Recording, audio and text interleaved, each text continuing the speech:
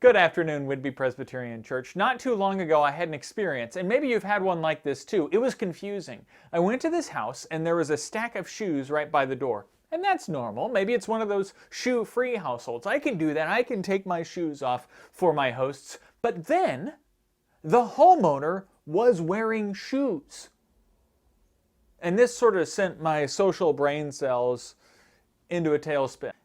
And part of it is that it's been COVID, and so my social brain cells, they haven't gotten much practice. They're a little rusty. But also part of this was that my kids had on boots, which some people might consider only outdoor shoes. And also part of this is that during a global pandemic, I moved to the Pacific Northwest, and I don't know the standard norms of behavior here. And Kendra insists it's basically do what makes you comfortable, which is a very difficult ethic for me.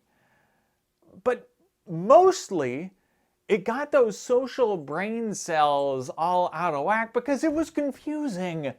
Do they want me to remove my shoes? Do they want me not to? Should I just sweep up after myself? Is it rude to check the bottom of my shoe to see if there is something on the bottom that I don't want to track inside? Would it betray the fact that my shoes, they might be a little bit too dirty to be in your house, but also like maybe not dirty enough for me to take them off? What do I do?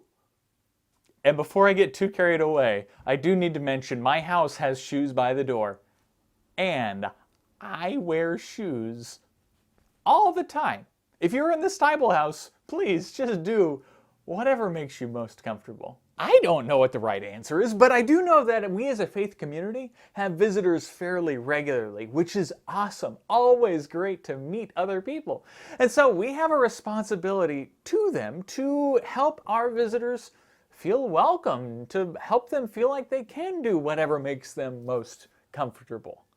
And sometimes that feels strange. Some of it is as simple as me desperately trying to remember to introduce myself at the beginning of worship, even though I know just about everyone in the room just about every single week. And part of it is you, random churchgoer, introducing yourself in a non-threatening way to new people. You don't have to say, oh, you're new here. You can say, hi, my name is Greg, or whatever your name happens to be. What's yours? And they'll say Susan, and then you can say, Susan, it's so nice to meet you. We're pretty good at that, I think. But there are some things that we could probably do better. Like, maybe we could explain a little bit more about why we do what we do during worship, because there's always a reason, and new people may not always know that reason.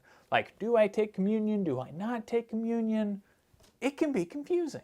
And it actually doesn't even stop there, because you know very well that we have people worshiping with us from afar. How can we be more hospitable to our extended congregation? How can we be more welcoming to the folks who gather with us on the internet? One way is by providing a quality broadcast for them. But there are so many other ways, like waving to the camera during the passing of the peace, or interacting on the chat on YouTube. So let me know what you think. What are ways that we can be more hospitable to the people who are worshiping from home or from afar? Send me an email, give me a call, let me know. And until then, peace be with you.